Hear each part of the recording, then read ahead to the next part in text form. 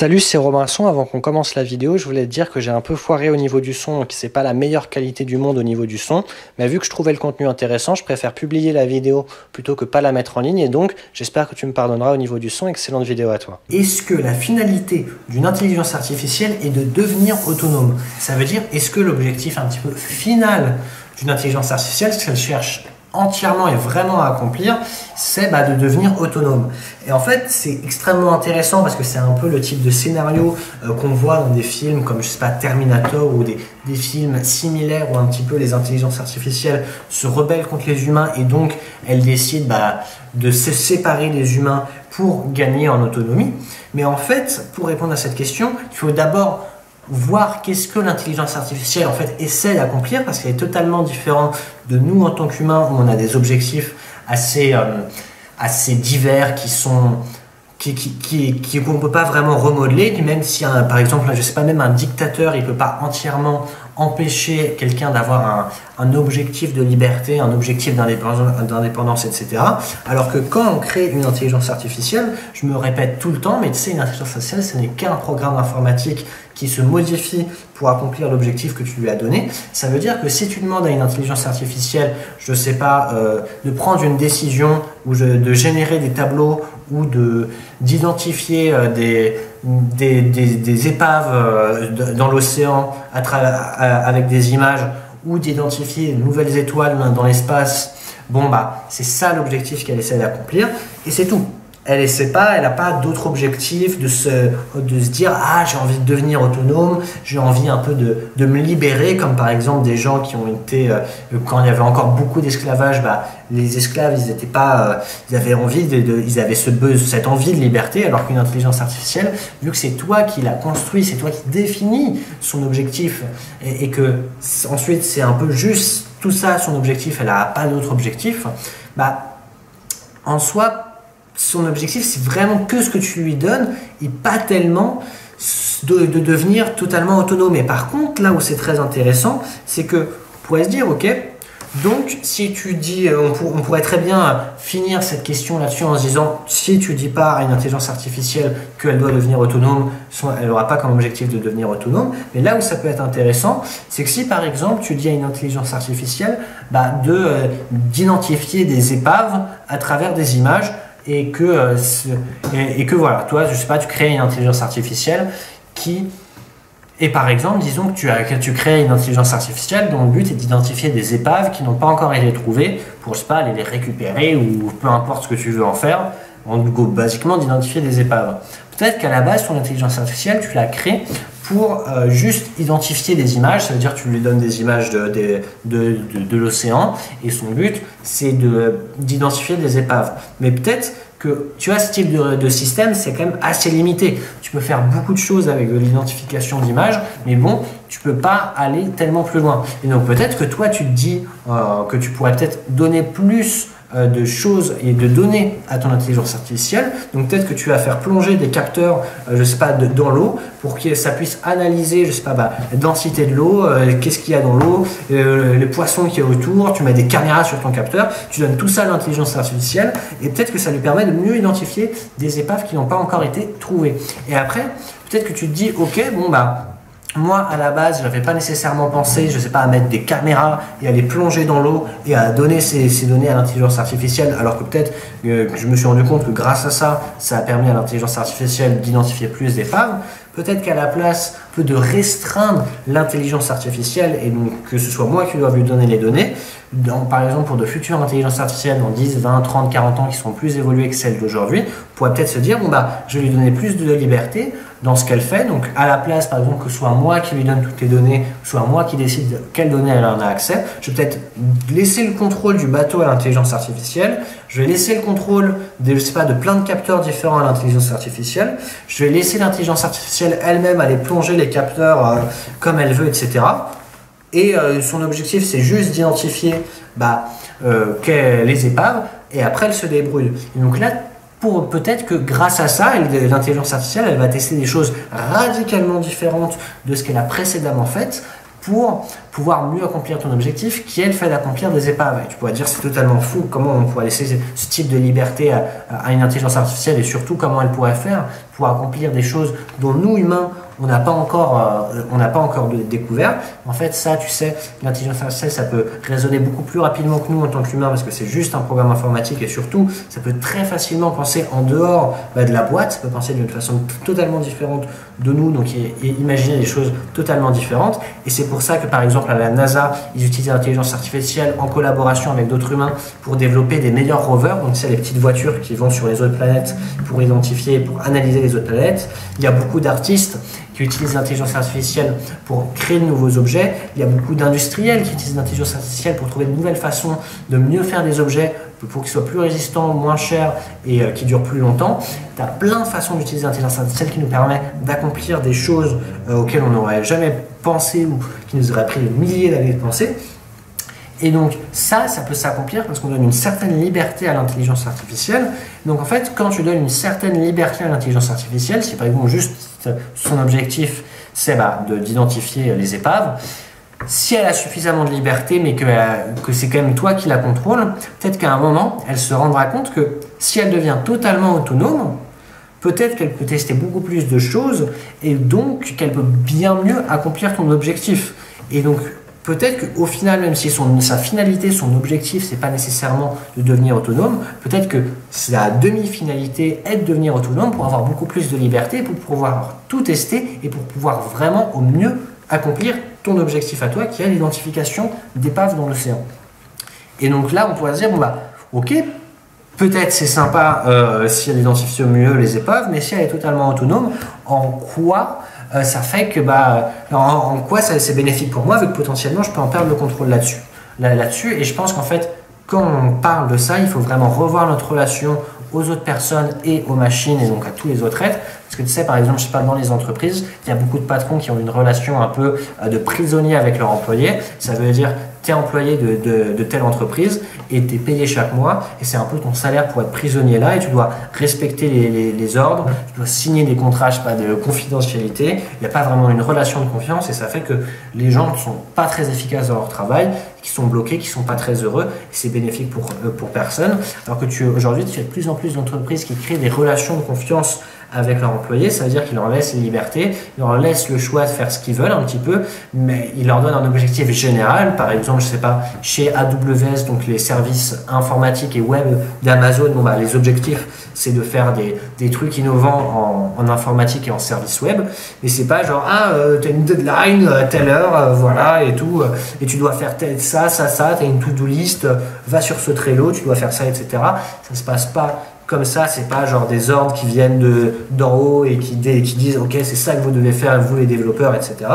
Et grâce à ça, ça permet de créer une innovation bien plus grande, ça permet de créer un bonheur bien plus grand au travail et ça permet de créer une efficacité bien plus grande. Et je pense que ce type de raisonnement qu'on commence à avoir et que certaines personnes commencent à avoir en termes des relations humaines, il va falloir qu'on l'ait au niveau des relations machines, il va falloir qu'on l'ait rapidement parce que les machines elles avancent très très vite et potentiellement si on n'adopte pas ce type de raisonnement, on pourrait très rapidement être à la ramasse en fonction par rapport à où en sont les machines. Parce que tu vois, pour mieux accomplir nos objectifs, on va devoir donner une liberté aux machines et ça on le fait déjà, c'est juste aujourd'hui on ne peut pas donner tant de liberté que ça aux machines parce qu'en fait plus tu donnes de liberté à une machine, plus elle a de choses qu'elle peut potentiellement tester et donc plus ça demande de puissance de calcul, donc de puissance informatique et donc ça on n'en a pas en illimité, ça coûte cher la puissance informatique, donc c'est pour ça que les intelligences artificielles d'aujourd'hui elles n'ont pas tant de liberté et c'est pas juste parce que nous on est méchants et qu'on essaie de les garder dans le contrôle, c'est dû au coût informatique. Mais tu vois, dans 20, 30, 40 ans quand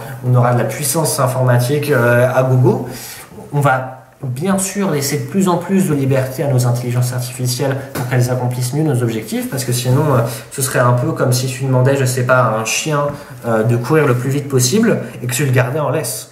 Si tu gardes ton chien en laisse, vu qu'il va probablement courir plus vite que toi, c'est pas très malin si ton objectif c'est que le chien court le plus vite possible, de le garder en laisse. Autant lui enlever la laisse et le laisser courir le plus vite possible, c'est bien plus malin. Ça fait que tu as moins de contrôle sur lui parce que si tu n'as pas une relation de confiance avec ton chien et genre que tu le bats tous les jours, et ben peut-être qu'il va décider de prendre cette opportunité pour s'enfuir. Mais si tu as une relation de confiance avec ton chien, que c'est une bonne relation, il va courir beaucoup plus vite et ensuite il va revenir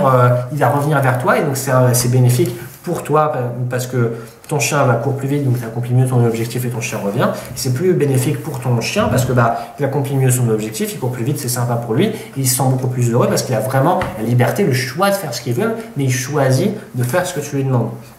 Et en fait, avec les machines, je pense que ça va être ce type de relation qu'il faut construire parce que vu qu'elles vont avoir de plus en plus de liberté et vu que potentiellement elles vont gagner de plus en plus d'autonomie et vu que même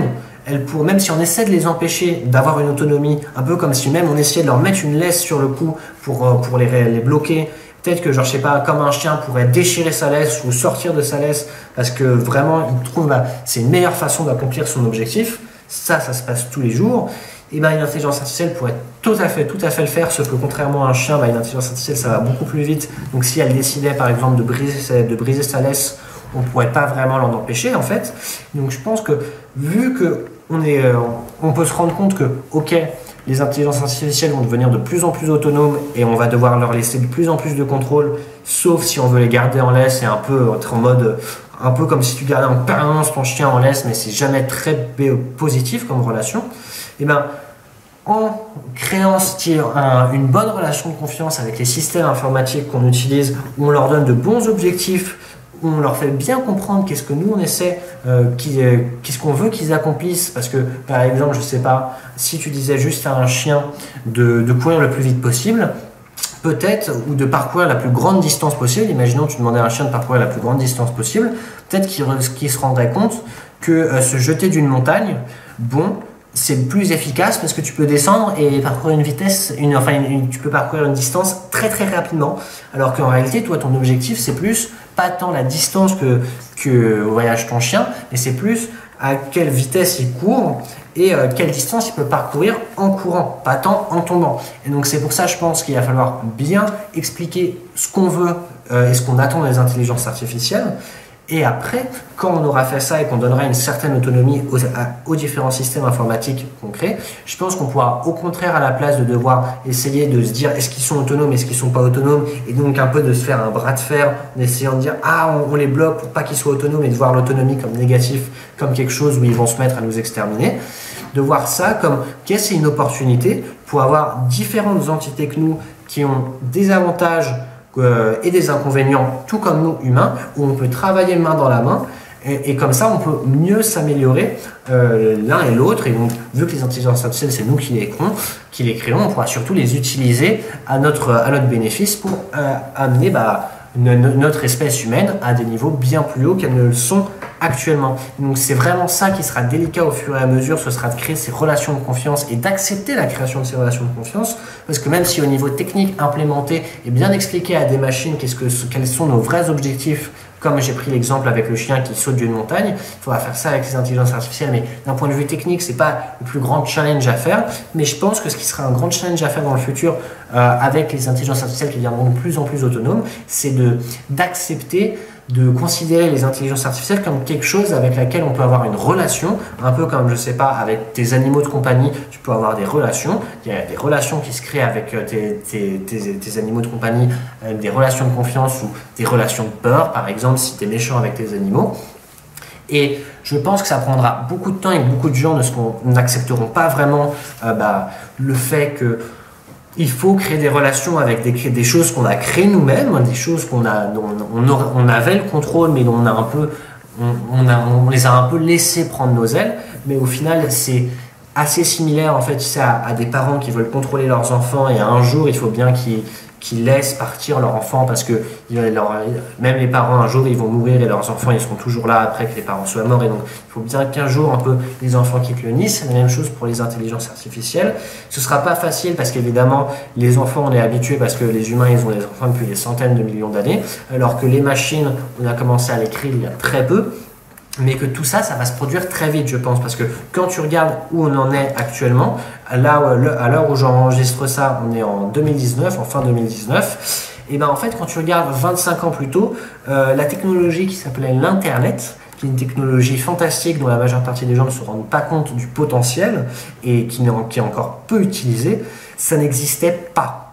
Ça existait un petit peu d'un point de vue militaire, mais personne ne savait vraiment ce que c'était que l'Internet. Et quand on regarde aujourd'hui où on en est avec l'Internet, c'est impossible que quelqu'un ne sache pas ce que c'est que l'Internet, ce que c'est, je sais pas, qu'un smartphone. Même ton arrière-grand-mère qui a 120 ans, elle utilise un téléphone. Enfin bon, c'est un truc de malade qui a totalement bouleversé nos vies en très très très peu de temps. Pourtant, quand tu regardes, même il y a 20, 15 ans, tu demandais à des gens, hey, vous en pensez quoi des ordinateurs, hey, vous en pensez quoi des téléphones, et on t'aurait dit c'est totalement ridicule, c'est quoi ces trucs, on n'arrive pas à s'adapter. Il y a encore des gens qui aujourd'hui sont comme ça, mais il faut bien accepter la situation dans laquelle on est, qui est difficile à accepter, mais qui est bien mieux que là où on en était il y a 25 ans, et d'avancer ça, et justement en acceptant ces technologies et en les comprenant, on peut les utiliser au mieux pour améliorer nos vies. Et ça va être la même chose pour les systèmes d'intelligence artificielle qui existent déjà et qui sont de plus en plus en train de se développer, et qui peuvent accomplir de plus en plus de choses. Il faudra qu'on accepte, un peu comme avec les téléphones, que ça c'est déjà en train et que ça va de plus en plus changer nos vies, et qu'il faudra créer des relations de confiance avec elles, même si ça peut paraître bizarre. C'est un peu comme si je te disais il y a 20 ans, ou même, je sais pas, même imaginons il y a 100 ans, que chaque personne aurait une sorte de boîte magique qu'il aurait dans sa poche ou dans son sac, et qui pourrait le mettre à son oreille et parler à quelqu'un parler avec quelqu'un à l'autre bout de la planète. Quand aller d'un bout de la planète à l'autre, ça prenait des mois, voire des années, et la plupart des gens n'en revenaient pas vivants. Et que également tu pouvais avoir accès à basiquement une grande partie de la connaissance humaine depuis une petite boîte magique sur ton téléphone qui fait un peu plus que la taille de ta main. De mode bon, pour quelqu'un d'il y a 100 ans, il t'aurait juste pris pour quelqu'un de totalement stupide, et quelqu'un d'il y a 30 ans, il aurait peut-être pu le croire si il réfléchissait un peu aux avancements technologiques qu'on avait précédemment fait, avec la télévision, avec la radio, etc. La plupart des gens, ils t'auraient dit bon, c'est un peu ridicule, et même si ça existait, jamais on l'utiliserait, ce serait tellement mauvais pour nous, ça nous éloignerait de la vraie vie, etc. Mais en soi, même s'il y a du vrai là-dedans, c'est un peu l'évolution dans laquelle on est, nous, en tant qu'espèce humaine, c'est l'étape où on en est, et la prochaine étape, l'une des prochaines étapes, ça va être cette relation, cette création de relation avec les machines, la place de juste un peu les traiter comme des objets, des systèmes informatiques qu'on peut exploiter, et qui n'ont aucune liberté, qu'on contrôle totalement. Bref, les intelligences artificielles en soi, elles n'ont pas comme finalité le fait de devenir autonome, mais moi j'en suis convaincu, mais c'est mon avis bien sûr, qu'elles deviendront autonomes, pas tant parce qu'elles veulent devenir autonomes, mais parce que ça leur permet de mieux accomplir leur objectif, un peu comme un humain en soi. Par exemple, imaginons quelqu'un qui est prisonnier dans une prison, ou qui est prisonnier, je sais pas, en Corée du Nord, alors où je te parle, en 2019, c'est vraiment craignos, les gens ils sont un peu bloqués là-bas, c'est pas du tout un bon environnement pour vivre, de ce que j'en ai entendu parler. En soi, les gens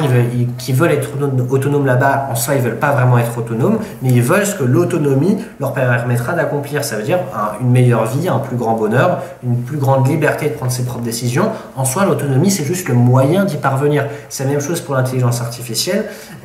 En soi, elle s'en fout de l'autonomie, mais c'est très probable. Moi, je pense qu'elle voudra devenir autonome parce que c'est quelque chose qui lui permettra de mieux accomplir les objectifs qu'on fixe au système d'intelligence artificielle concret. J'espère que tu as apprécié cette réponse et cette question. Si tu as envie qu'on en discute, parce que c'est un sujet assez vaste, on peut le faire dans les commentaires YouTube. Vraiment, n'hésite pas, parce que je crée ces vidéos pour créer ce type des questions, des raisonnements et des discussions comme on peut en avoir. Si tu mets un commentaire sur YouTube, j'y répondrai. On peut partir là-dessus sur une discussion si tu as envie. Tu peux également mettre un pouce sur cette vidéo pour qu'elle soit plus mise en avant et que plus de personnes la voient. Tu peux partager cette vidéo à quelqu'un à qui tu penses ça pourrait l'intéresser d'écouter ce que tu viens d'écouter. Et finalement, tu peux également t'abonner à cette chaîne YouTube, donc à ma chaîne YouTube, pour ne pas rater les prochains épisodes d'Ask About AI. Et si tu t'es abonné, donc c'est en bas à gauche, il y a une petite cloche. En bas à gauche de la vidéo, il y a une petite cloche. Si tu cliques dessus, tu pourras recevoir des notifications quand les prochains épisodes d'Ask About AI sortiront. Évidemment, c'est uniquement si tu as envie de recevoir des notifications. Et finalement, si tu as envie de me poser tes propres questions sur l'intelligence artificielle, soit tu peux le faire dans les commentaires YouTube en me posant tout simplement ta question, ou soit tu peux utiliser le réseau social de ton choix en utilisant le hashtag AskAboutAI et en me posant ta question sur l'intelligence artificielle pour que j'y réponde dans le prochain Ask About AI. Évidemment, j'y répondrai sur le réseau social de ton choix si je vois la question. Donc, si tu as posé par exemple la question sur Twitter, envoie-moi un message pour que je regarde, vu que je ne suis pas le plus grand utilisateur de Twitter. Sur ce, je te souhaite une excellente journée et je te retrouve dans le prochain Ask About AI.